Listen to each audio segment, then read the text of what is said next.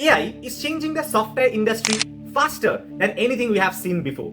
Today, simply using ChatGPT to generate some emails, some images, or some content isn't enough.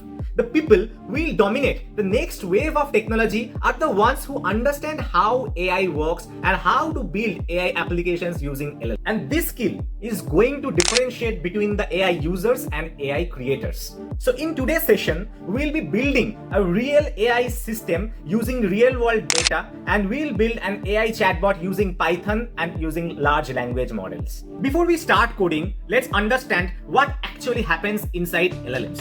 Large language models are AI models trained on massive amount of data, text, images by companies like OpenAI, Google, Meta, Anthropic. These models learn language patterns and can generate human-like responses, write code, analyze information, and power intelligent applications. So when you ask some questions to ChatGPT or Claude or Gemini, basically their LLMs are being invoked. So that's why you will see that these companies keep on launching powerful models one by one. So when your question is going to that LLM, it is trying to find the next immediate pattern based on your query. And that's how you are getting your responses so good, because these LLMs are very intelligent and are very data trained, and they are built with enormous amount of computation and systems. For building today's application, we'll be using a tool called Cursor, which is an AI-powered code editor. And this provides very fast and a great development experience when you work with AI applications. Setting up Cursor is very easy. You need to download it and install into your machine. It is compatible with both Windows and Mac. I'll give the description of installation process into the description section, so you can just check and set up your Cursor. Before we start, I'm going to use the OpenAI's model. So for that, you just need to first create your API key. So once you log into platform.openai.com, you can create your own API key. So here you can get option that create new secret key, and then you would be able to give some name and your API key would be generated. So first we import all the required libraries. .env is used to load environment variables such as our OpenAI API key. So that's a secret thing. Do not share it with anyone. OpenAI gives us access to GPT models, and PDF reader is for reading content, which is the PDF file in my case. Next, we load the .environment and we are overriding it. So basically this overriding is equals to true. It overrides all the previously loaded environment variables. It is very crucial because if you are changing your API keys and if you are not passing this parameter, then the environment still can hold your old API key, and which is the reason that lots of developers face this error. So please do ensure that you properly load your environment variable. Then we are reading the profile.pdf. So this is the profile which I have downloaded from my LinkedIn profile, and I have downloaded it as PDF. You can download your profile, and we are creating an object of the PDF reader. So after that, in this section, what we are doing, we are going through each pages of this PDF, and we are extracting all the texts, and we are joining this text to make a single dump of text data. Okay. And then we are just showing, like, just to ensure that everything is working fine. I know that in my PDF there are total 4 pages. So just to check that all these 4 pages have been loaded properly. Now you can see a variable called name_person. So here we are telling that the chatbot should represent this identity. So here it is me. So whenever we'll be talking to with the chatbot, so the chatbot should present me. Okay. So it should act as me. Next, you can see that model is equals to OpenAI. So this initializes the OpenAI client. Think of it as establishing a connection between our application and OpenAI's. Then one of the most important part of this entire application is the system prompt. So the system prompt tells the AI how it should behave.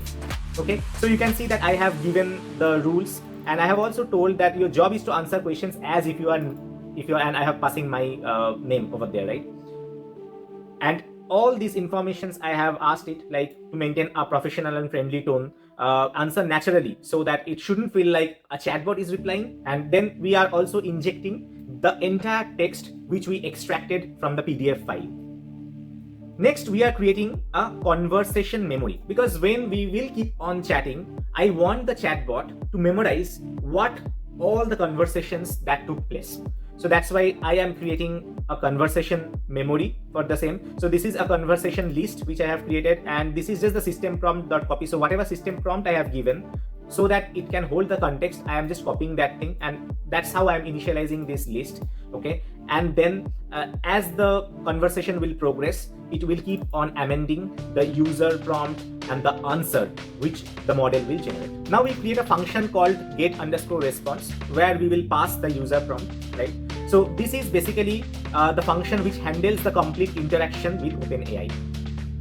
Now whenever the user asks a question, we first add that question to the conversation history, okay, the list which I have created in this line. Now we send the entire conversation history to GPT-4o mini. So this is the model which we are using, where we are passing the entire conversation history.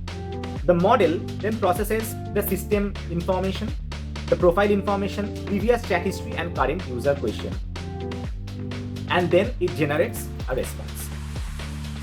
We also extract the actual text response from OpenAI. So you can see that whenever these models generate a response, it is in JSON format. So I am just extracting the actual answer from it and I'm storing it in a variable called answer.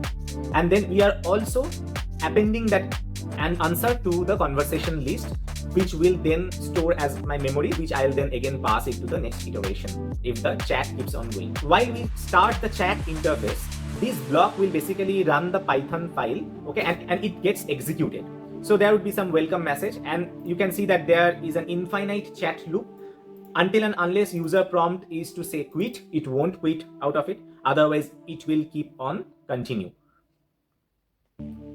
Also, you can see that we are showing that the strip function. So basically, if user mistakenly doesn't ask any question and place enter or something, so that it should not get out of that chat interface, we are mentioning that even if user gives empty prompts, so it should still continue and it should again ask like, okay, it should wait for the user prompt.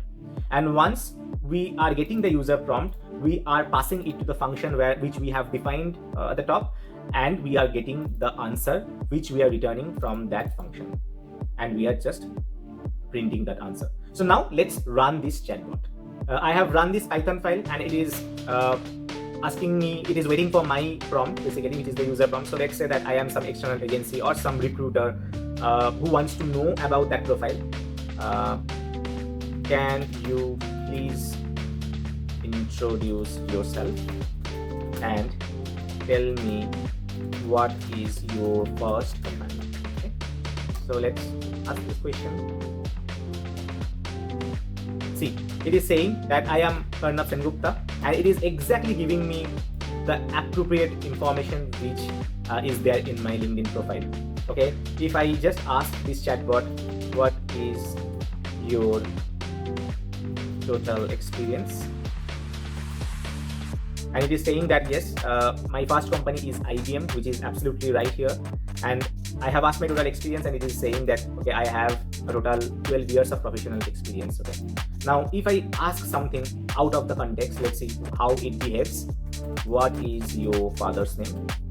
So that information is not there in my LinkedIn profile. So let's see how this chatbot behaves. See, I don't know based on the information I have. So basically, if you ask something to this chatbot which the bot is not aware of, it will clearly call that out. So that was our quick, simple, short chatbot. You can also build your own chatbot using LLMs. And please do note that I have used OpenAI's model, but if you want, you can also use the free models like Llama or Gemini 2.0. I have already built a RAG-based application in my earlier video. The link I have already given it in the description, where I have used retrieval augmented generation to generate the response based on some PDF document. And that chatbot, you can go through, that's based on a completely free model. So I hope with that video you'll also get a glimpse of a RAG-based AI chatbot or a RAG-based architecture, which is very popular these days.